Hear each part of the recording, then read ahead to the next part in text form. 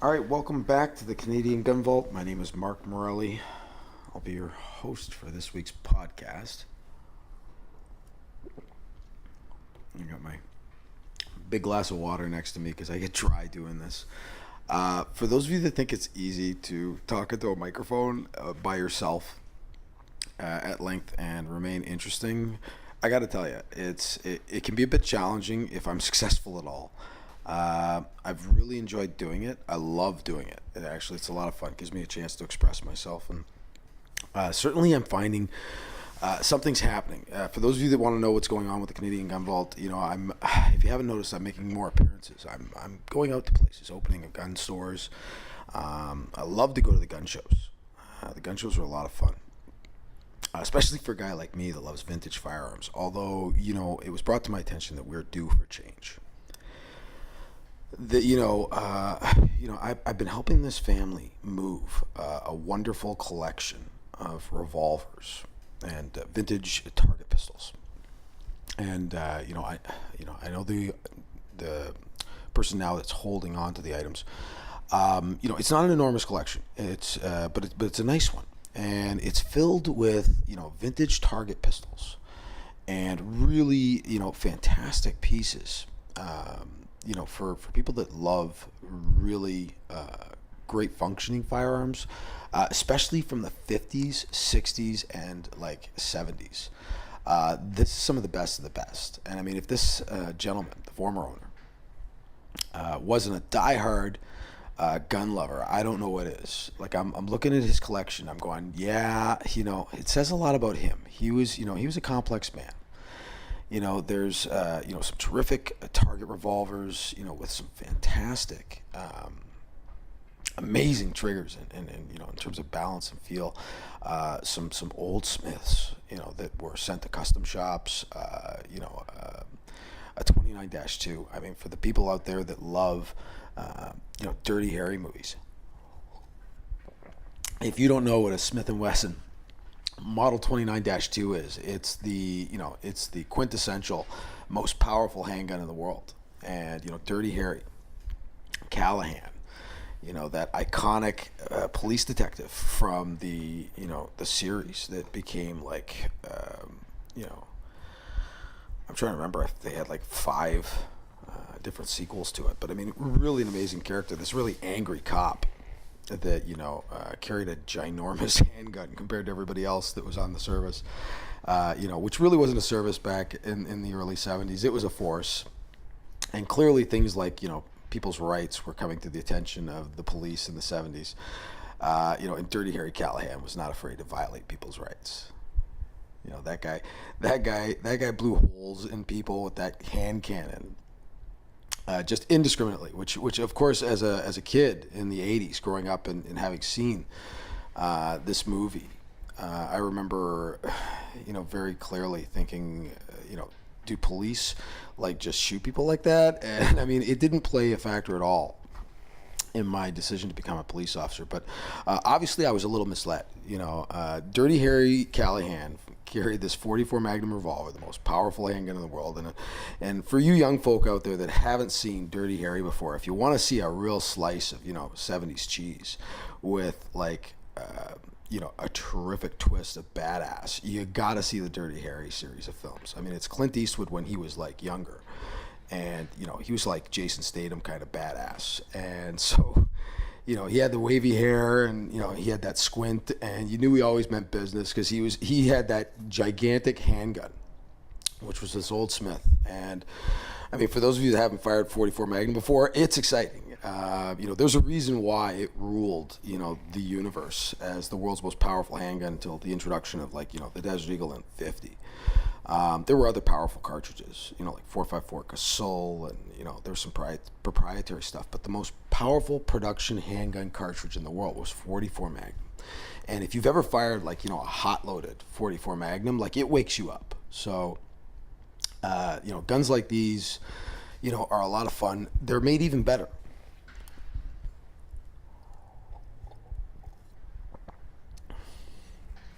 If you hand load, because I mean, you can really tailor cartridges. You can turn it into a 44 caliber air gun.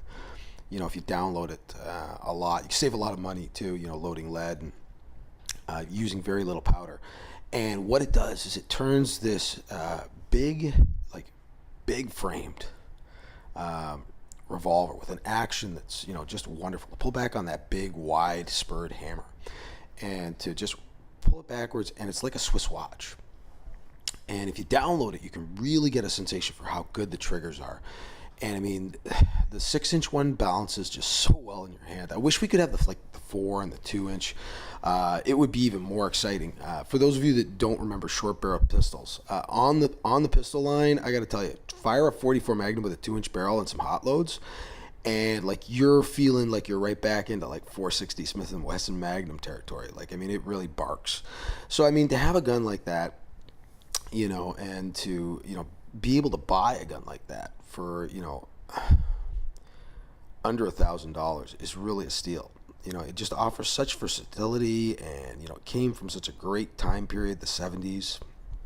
And I mean, that's that's another thing. You can't help but examine things like the dates. You look at some of these firearms, and I mean, that revolver was from 1972. Today I had a young man ask me about a shotgun, and I happen to know the family has one for sale of the type that the young man is looking for. And he contacted me on the Instagram, and I gotta tell you, I love you guys when you message me. It's always fun to hear from you. I love getting back to you as fast as I can. Sometimes I can't, and I'm sorry about that, but it's it's difficult to keep up with the photography and the appearances, but I love doing it because I love meeting people and talking about guns. And going to the shows is fantastic. It's really been flattering to have people recognize me. I would never suggest to you that I'm ever going to be a big deal, but it's kind of nice to have people say I've seen you, and shake my hand and thank me. I say that without ego. I love hearing that I'm doing something right, if I'm doing anything at all well in all this. But I've had a lot of fun doing it, and so I get this young man that contacts me. He's asking about this Wingmaster. It's a Remington 870, and I happen to know where there's one for sale. And one of the cool things about doing this is occasionally I come across these things, and so I do a little bit of research on the serial numbers, and I figure out that this gun is from 1970. And I mean, it's got some nicks. It's not like a brand new gun. Some guns, some people really take care of their guns. This one, you could tell he may have walked through the bushes with it a little bit. So it's got a little character. Nothing bad. I mean, it's still in great shape. And I know the family's asking half of what it would have cost new. And I'm looking at this thing, and I'm thinking it's from 1970. And I'm looking at the bluing, and it's really nice. And to have this young man make inquiries about it, to know that he was going to be getting it for his girlfriend. I mean, wow, that's a great relationship. I'm sure there's a lot of people out there that argue that giving your spouse a gun might not be a bad idea, or a good one perhaps. But it really screams out trust, between couples. I see a lot of firearm couples now, and it's really cool. To see them together, shooting together, buying each other guns as gifts, which I always thought was really a fantastic expression, of trust. When you get a couple saying, I know you want to go, trap shooting all the time, so I thought I'd get you your own. For people that don't understand guns, I bet you it looks kind of weird. It's what did your husband get for you this Christmas? Well, he got me this CZ, right, Shadow 2, and that there's a neighbor somewhere going, what the fuck is that? And to imagine, a place where all these numbers are thrown around and everybody, kind of understands what the other one's talking about. So there are these communities of people that know guns. And, the other day I'm in a store and I'm making kind of an official CGV requisition. So I'm having a good time, and I'm ordering up some things, and I'm, keeping kind of busy. And, I explained to the guy across the counter from me that, I've run this company called the Canadian Gun Vault. And he says, oh yeah, and he didn't seem spooked. And I looked at him, I said, you ever fire a gun before? And he looked at me and he was like, oh yeah, I have guns. Right. And I love him. We have this great conversation, great guy. And, I really enjoyed working with him a little bit and, talking with him. And I got to tell you, like, I stepped outside with him and I was still talking. And I mean, I'm sure there's a lot of people out there that would accuse me of maybe talking too much. I know I've accused myself of that many times. But like, I'm out there talking with this guy and I realize he gets it, like he's one of the team. And, I'm just more and more every day I'm running into these people and they're great people, and you got these husband and wife teams, they shoot together. It's fantastic to watch, and I hate to think that somebody out there would want to wreck that, and I'm sure they would argue that they're not trying to wreck their fun. They're just trying to make sure everybody's safe. And I mean, that's what you're going to hear a lot of. This is all about safety, which is an absolute crock. It's about paranoia. It's about people on one side of the spectrum so freaked out at the idea that you might be a responsible person, that you might actually get government qualified, certified, safety trained, and you know what the hell you're doing with a gun if you need to use one, and for whatever reason. I mean, I don't care if you have to go out and plug a waterfowl. If that's your thing, fill your boots. I don't begrudge any of the community. For enjoying the things they do. Hunting is really not my deal. For those of you that know me, I don't I don't hunt.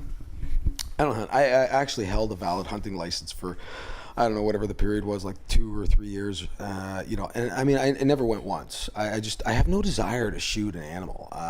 Could I do it? Yeah, absolutely. I was young once. As a young child, I grew up. And I remember I got myself a pellet gun. And I remember shooting a bird and thinking to myself, well, that wasn't right. I mean, I can't eat it. So I brought it to my grandfather, right, who was this northern Italian mountain man, and he thought it was a great idea. So they had quail that night, as my grandfather would put it, at my grandmother's house. And so, at a young age, I had demonstrated that I could hit things, but I didn't necessarily want to shoot animals. And there's really nothing wrong with that. A lot of people get down on the hunters and I shoot guns, but at least I don't kill anything.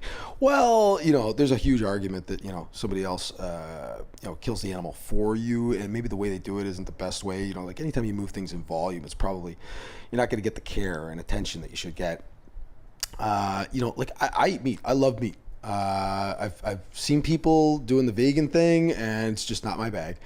I require meat. And so, for somebody to go out and actually, kill their own meal, I got a lot of respect for those people. I do. I'm not in a big rush to gut a deer or skin a deer. And, I've seen my fair share of gore in my years of policing. But, I really don't feel the urge to go out there and shoot anything, although there is something attractive in it. And for those of you that have ever been over to a friend's house and had venison, right? Or bear sausage or stew. Oh my God. I had bear stew at Bugsy's house one night, and man, you get a fresh loaf of bread and some good bear stew going, and you're in heaven.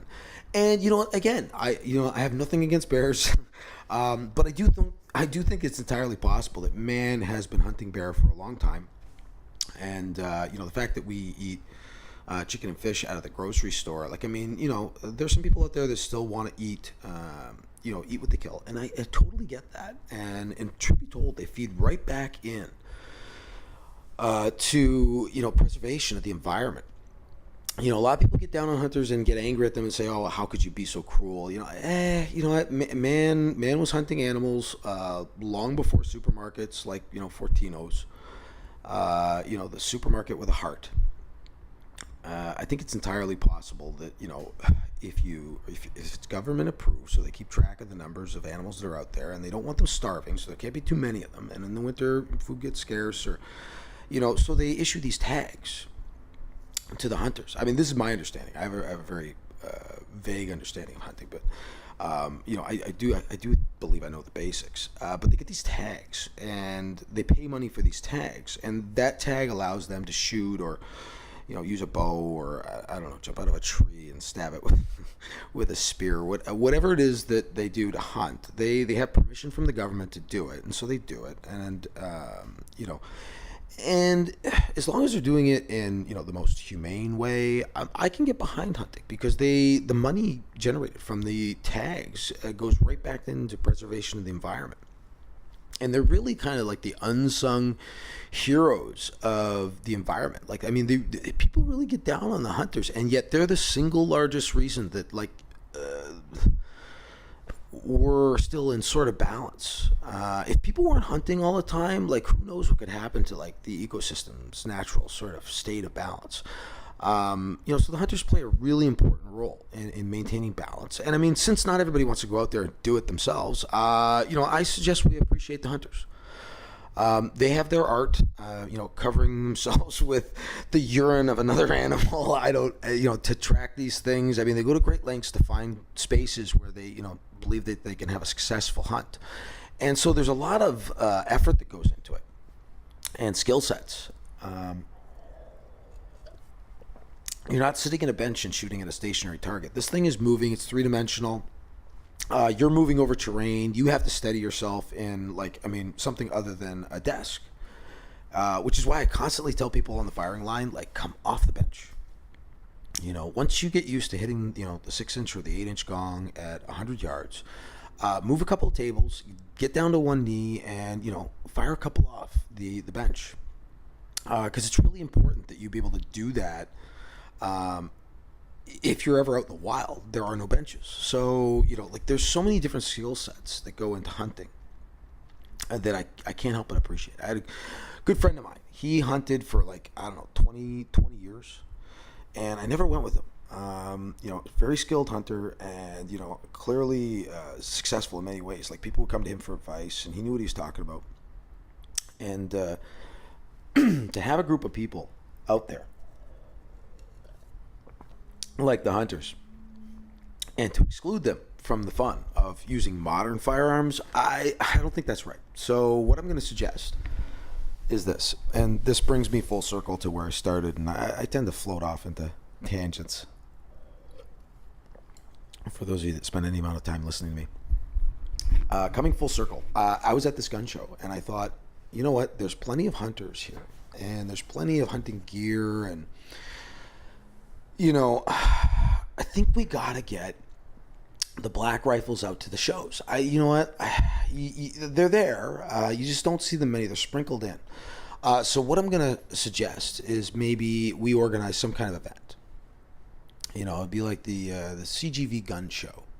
I don't know. I would like to just call it the gun show. And definitely make use of the clearly established success, because it is that Monica runs. I'm not sure if Monica's got a direct hand in all the shows, but I know that she's got a high degree of involvement, because I see her at all of them, and I believe her husband was very big on organizing it. So I'd like to see people kind of stepping in to help a little bit, and I'm going to offer the CGV's cooperation, because it would be her show to work with her. But I would love to organize an event where we get the black rifles out, for people to see and kind of handle, and in a secure environment. And that might not be the usual venues. So I'm going to approach, the people that run the gun shows, and I'm going to see what they'd be interested in doing if we could hold it at a different venue. Just shake things up just a little bit. And if she's not opposed to it, and the people involved aren't opposed to it, I'm certainly not going to step in and try and squash anybody's toes. But I would ask them if they're agreeable to the idea of taking it to a different venue, and maybe opening the gun show doors to some of the modern shooters and their gear. And I'm sure everybody's seen it all, but it would be nice to see us together in an environment with both the hunters and the target shooting crowd and the vintage crowd and the tactical crowd, and I'd like to see everybody from every discipline there. I want to see Pete Durant. That man, he runs the Metallic Silhouette Shoots. Can't wait. I can't wait to spend a little bit of time talking to Pete about this, because he's done such fantastic things with metallic silhouette shooting. And for the people out there that haven't tried it yet, they line up these chickens and pigs in rows at Galt, and in rows of 5. and there's 2 rows of 5 in each box, and you start at 25, you go to 50, and then 75 and 100. You're shooting at these pigs that get progressively bigger, but it's challenging. But it's nice to see the pig go flying when you hit it. So you hear this loud ding, and the thing goes sailing into the box. And Metallic Silhouette's a lot of fun. It's had kind of its life maintained by this wonderful gentleman. And he's done such great things for that discipline that I want to see it flourish.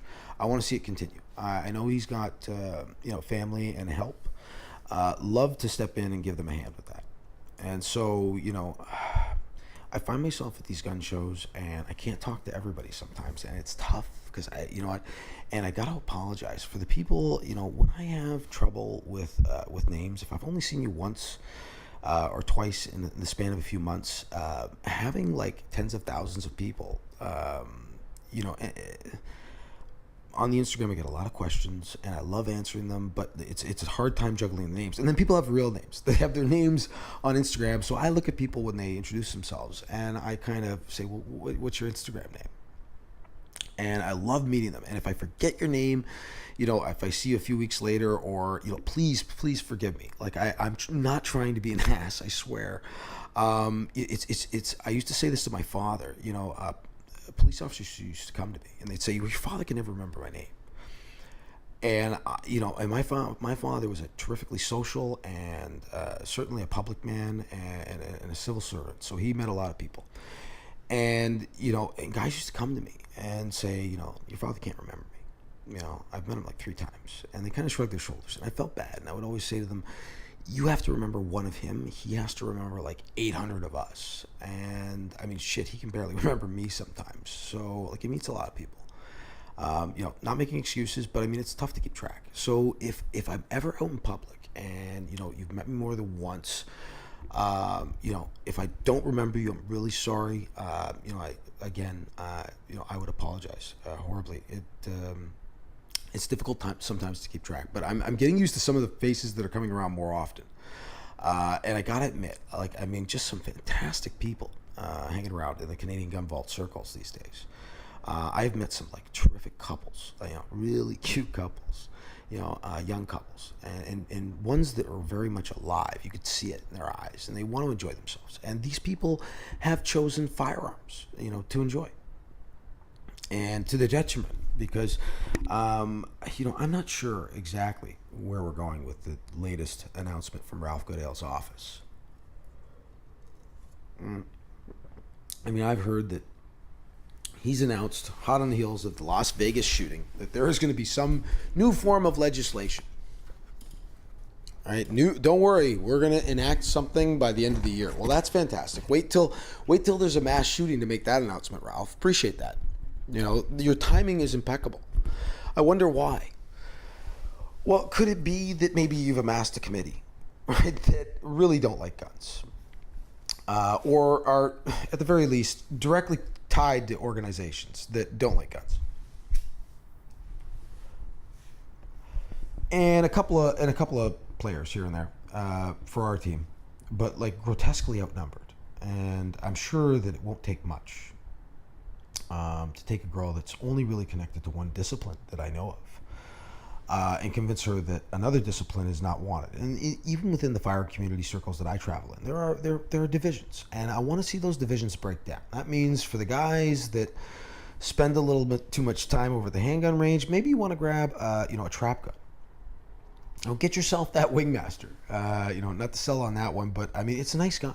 Here's this Remington 870, and it's got this buttery smooth action. It's made in this fantastic year. It's in 1970, and it's got these chinks and bings, a couple here and there. Nothing, nothing major, nothing that would make you go, it's all messed up. But the kind of thing though that clearly it's got a little bit of character. And you take a gun like that, coming in, somewhere around the $500 or $600 mark.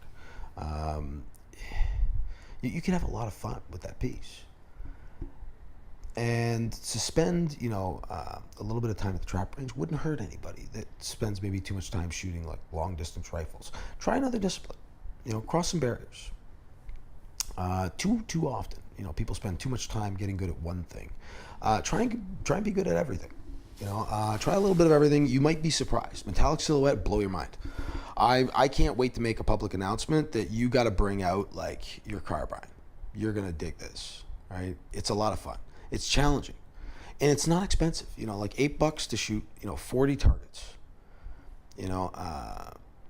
Pete runs a clean show. And it's a lot of fun, and I can't wait to see it flourish. We're gonna have to definitely spend a little bit of time, talking to Pete about how that sport might be kept alive, because it's a really great one. So, I find myself thinking while I'm at this gun show. Let's see if we can, make like a really fantastic gun show and make like a public announcement. Welcome. This is the firearm community. These are our guns. Make a public announcement that you can come see these things. And the public's going to be a little scared. They'll see some things they won't like. They'll, if we put on the display that I hope we will, I'm sure there's going to be some people that will be very interested in everything.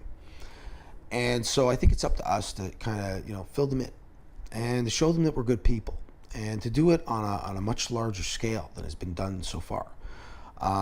Most of the public doesn't really have a bad feeling towards guns or responsible ownership of guns, but because they've never seen them, never spent any time with them, to educate the public. Back to Dirty Harry. Like people believe the movie magic. He pulls the trigger, the guy goes flying through plate glass. He launches the guy 8 feet through the air. That's not the reality. There are a lot of misconceptions about the firearm community I would like to see dispelled and myths debunked. That we are not a bunch of redneck drunken idiots.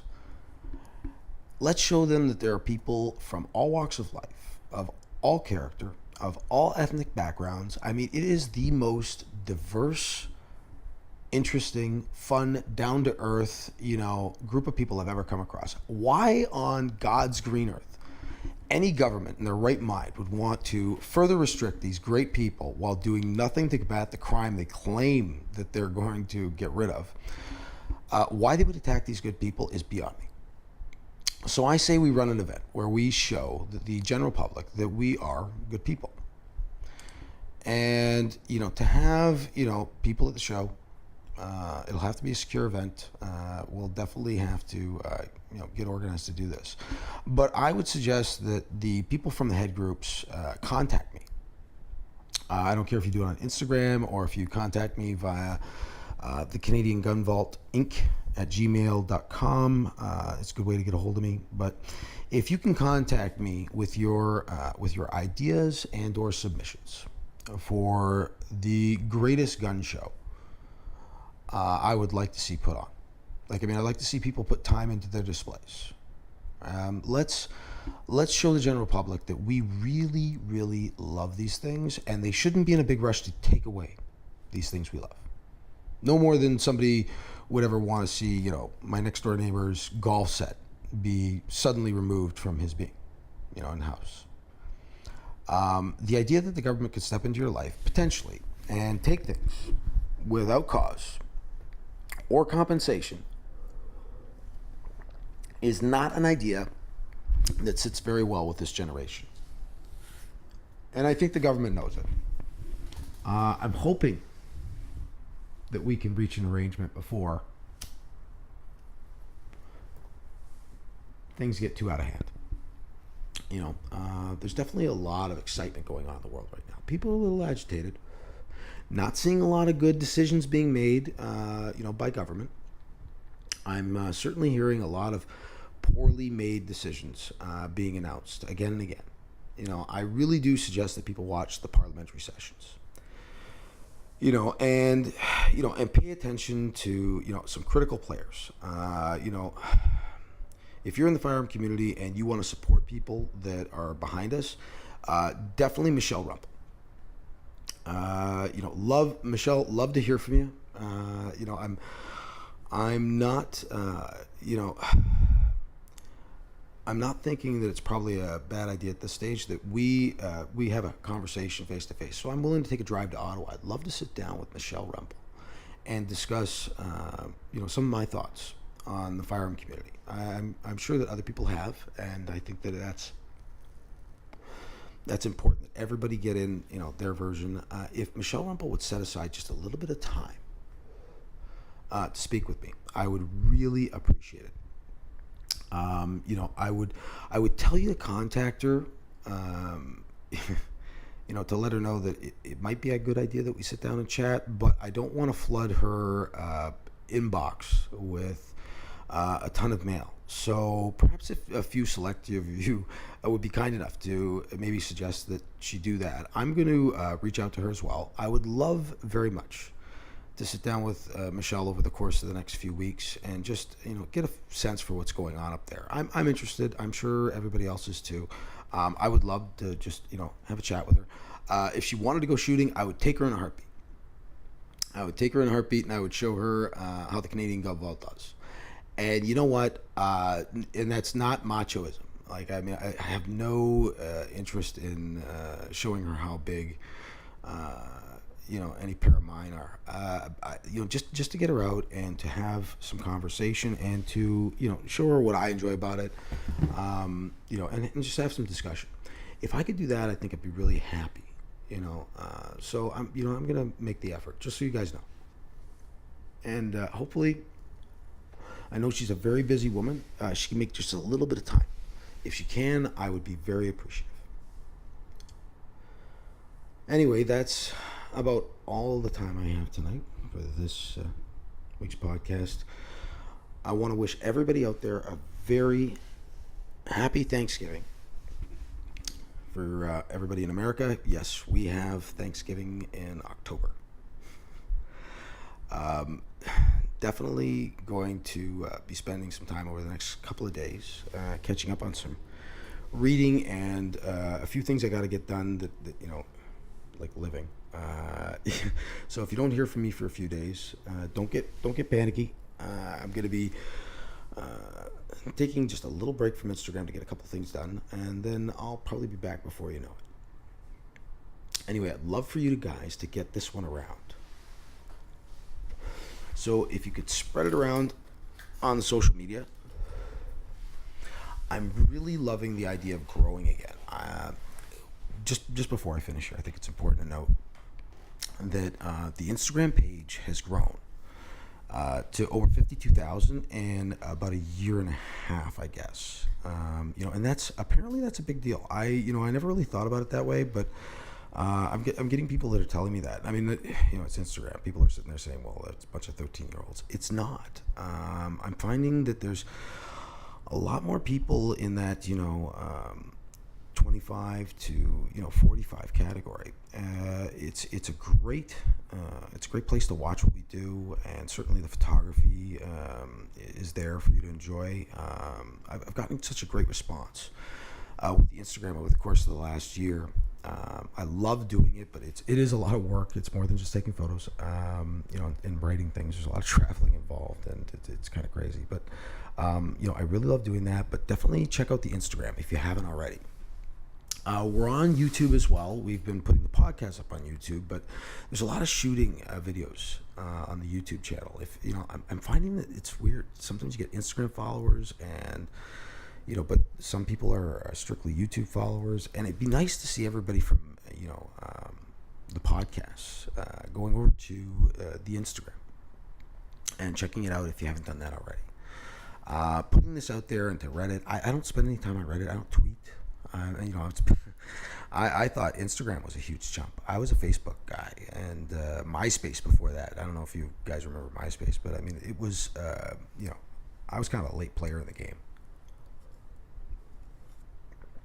But definitely check out what we're doing on YouTube if you haven't already. And I guess we're on iTunes and a few other different platforms now. Loving the idea of keeping this thing going. So it'd be great if we grew. So if you can spread it around to those places, in the gun forums, I would really appreciate that. If you're a member of any forum, let's start to spread the word. It's not about my ego. It's about wanting to have our voice grow as a community. I really do believe that social media is going to be the vehicle by which we really get it out there. I mean, everybody's watching it, so why not make use of that vehicle? to get the word out that we're doing good things and that we're putting the firearm community's best foot forward for the public to see. And guess what? They love it. And if we can continue to gather their support, we'll have a lot more luck come next election season. And if you don't know my vote already, I'm telling you right now, it's conservative, 2019. We're taking it by a landslide. So, tell all your friends, the Canadian Gun Vault.